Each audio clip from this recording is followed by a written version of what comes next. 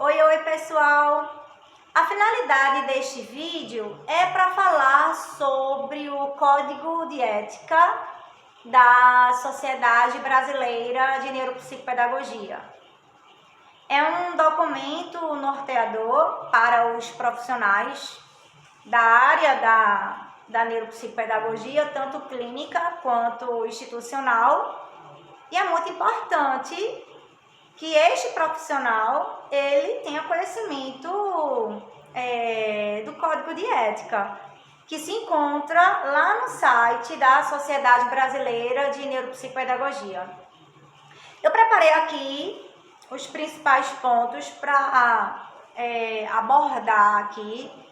Obviamente que não dá para ler tudo, mas eu vou elencar alguns bem significativos.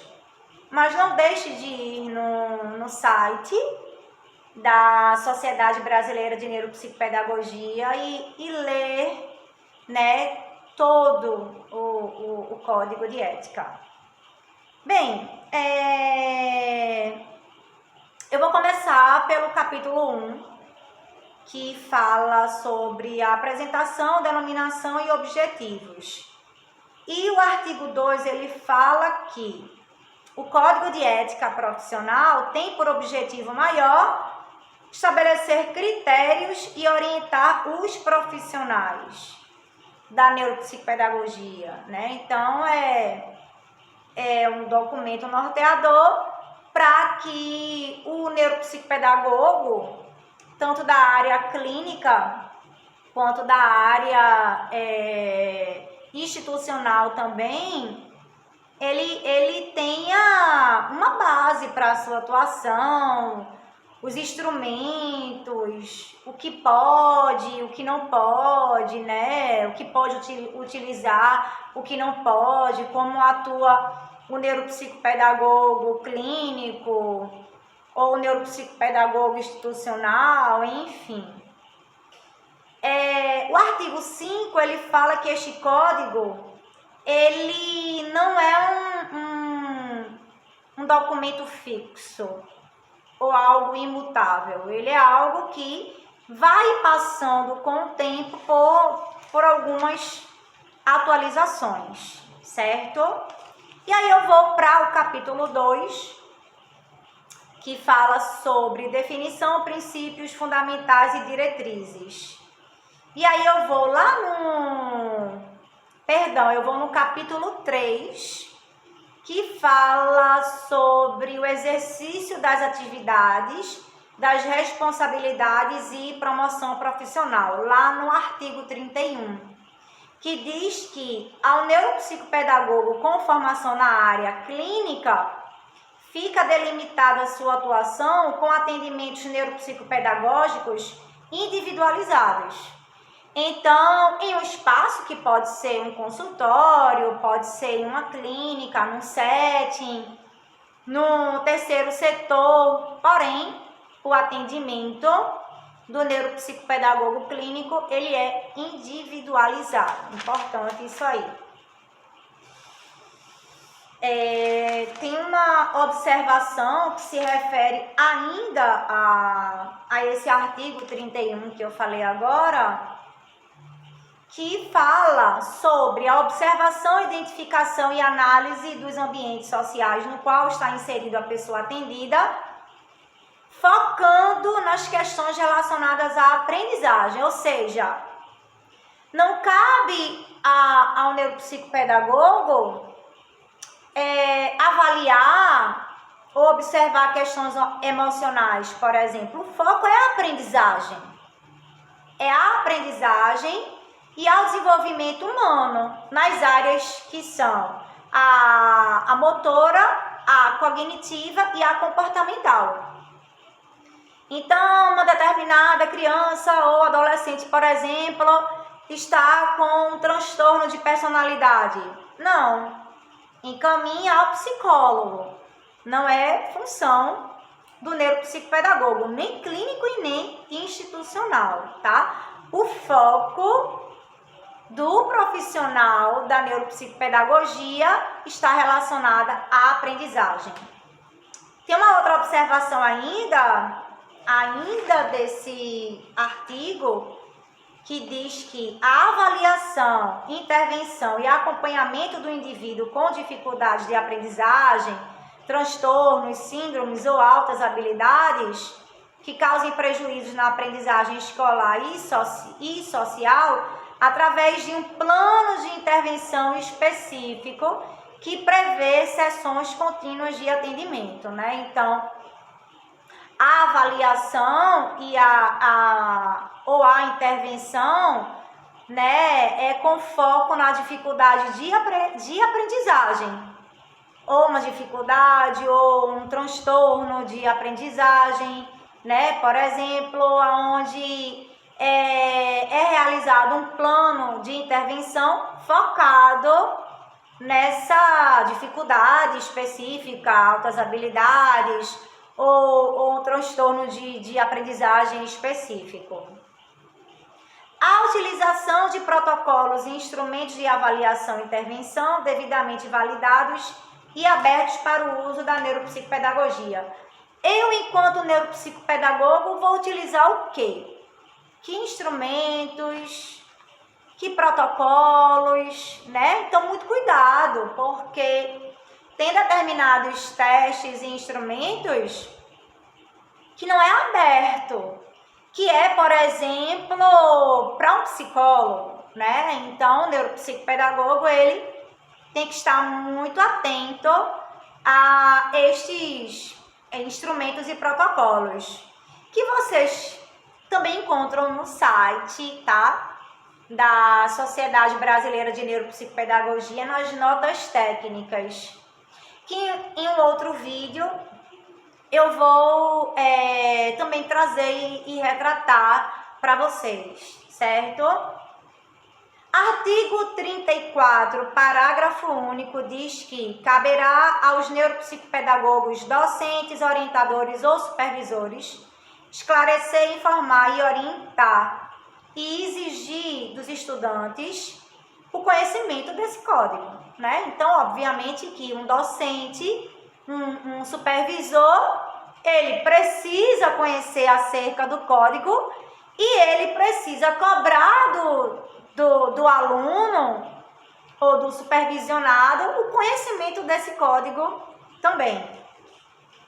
Artigo 55 diz: levar ao conhecimento das instâncias competentes o exercício ilegal, irregular ou antiético das atividades, transgressões a princípios e diretrizes deste código. Ou seja, né?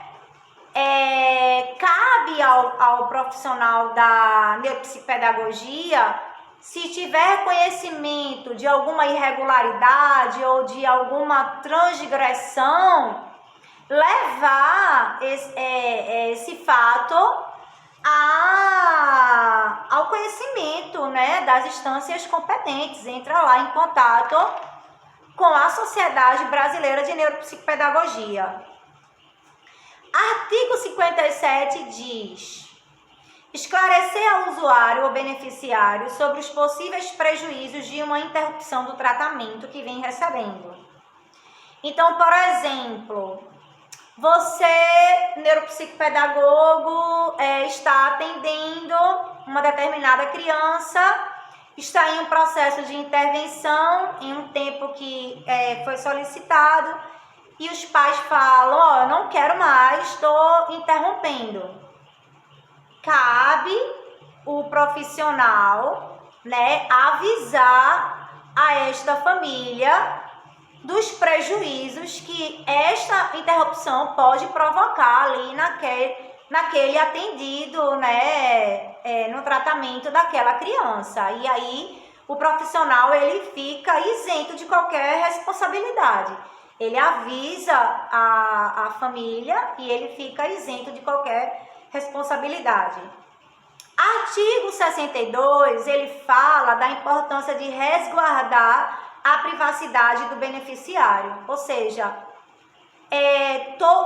todos os testes, avaliação, intervenção, precisa ser daquele atendido, eu falo atendido aqui na minha região, no Nordeste, precisa ser resguardado, é confidencial, tá, pessoal? Isso precisa ser resguardado. Capítulo 4, que fala sobre os instrumentos. Lá no artigo 66 fala: toda avaliação e intervenção deverá ter um olhar neuropsicopedagógico. Este olhar deve estar embasado no princípio da neurociência aplicada à educação, com interface na pedagogia e psicologia cognitiva como ciência transdisciplinar. Então, é voltado para a neuropsicopedagogia. E o neuropsicopedagogo deverá utilizar protocolos de avaliação e intervenção que contemplem fundamentos básicos sobre a aprendizagem, né? Então, voltado para as funções executivas, atenção, linguagem, raciocínio lógico-matemático, desenvolvimento neuromotor, todos voltados e com o intuito, né, para aprendizagem, quando existe ali uma dificuldade na aprendizagem. Gente, um ponto muito importante, tá? Muito importante. A formação do neuropsicopedagogo prioriza o estudo e pesquisa sobre a relação entre o funcionamento do sistema nervoso, psicologia cognitiva, aprendizagem, tudo a elas relacionado. Então, é vedado, ou seja, é proibido, não pode, o neuropsicopedagogo avaliar inteligência, transtornos de humor, de personalidade. É vedado. Outra coisa que o neuropsicopedagogo não utiliza e que está escrito aqui que é vedado é a utilização de testes projetivos. O neuropsicopedagogo não utiliza. Lá no capítulo 5 da formação educacional e deveres na formação e reconhecimento institucional, o artigo 67 diz que a formação educacional do neuropsicopedagogo se dá como? Através de um curso de pós-graduação, né, de especialização, lato sensu, em neuropsicopedagogia, tá? E para o neuropsicopedagogo que quer atuar na área clínica, ele precisa realizar estágio clínico, né? Tendo ali uma quantidade de horas de estágio clínico que precisam ser cumpridas. Ok? Então, os cursos de pós-graduação, lato sensu, né, ou de especialização, precisa cumprir uma carga horária de 600 horas ou superior, no mínimo de 600 horas ou superior a 600 horas, ok? E o orientador, o supervisor de estágio? Obviamente que ele tem que ter também a formação com experiência mínima de atendimento clínico de 1 ano em neuropsicopedagogia. Então, aquele professor que vai supervisionar o curso de neuropsicopedagogia lá no estágio clínico, ele precisa também ter esse curso de especialização em neuropsicopedagogia clínica e precisa ter uma experiência de clínica de no mínimo 1 ano. Lá no artigo 75 diz que o neuropsicopedagogo deve ser incentivado e direcionado pelas instituições a realizar pesquisas, estudos de caráter científico, né? Produzir aí conhecimento para a neuropsicopedagogia. para neuropsicopedagogia. Está lá no capítulo 6, que é da pesquisa, dos trabalhos e das publicações científicas. É o artigo 75 do capítulo 6. E lá no capítulo 7, que é um dos últimos tópicos aqui que eu vou abordar, que fala das disposições gerais, no artigo 85, diz que as transgressões dos preceitos deste código constituem infração disciplinar. Né? Então, o profissional que não segue, que vá transgredir, né? Ele passa aí, né, por algumas medidas, que são advertência sigilosa de repreensão, é uma delas, suspensão dos direitos de associado, é outra, desligamento da Sociedade Brasileira de Neuropsicopedagogia, isto pode acontecer também, né? E os profissionais no exercício da profissão, tanto clínica quanto institucional, têm a obrigação de realizar denúncias. Falei, né, um pouquinho antes. Então, se você sabe de alguma infração, né, denuncie, entre em contato, né? O pessoal responde. Eu sou associada, não é obrigatório você, profissional, ser associado. Eu escolhi me associar e já precisei mandar um e-mail, uma dúvida, eles respondem. Então, se você sabe ali de uma infração que está sendo cometida, denuncie. Entre em contato lá com o site, né, que é o órgão competente, e denuncie. Enfim, gente, é muito pouquinho, né, o que eu falei, tem muito mais.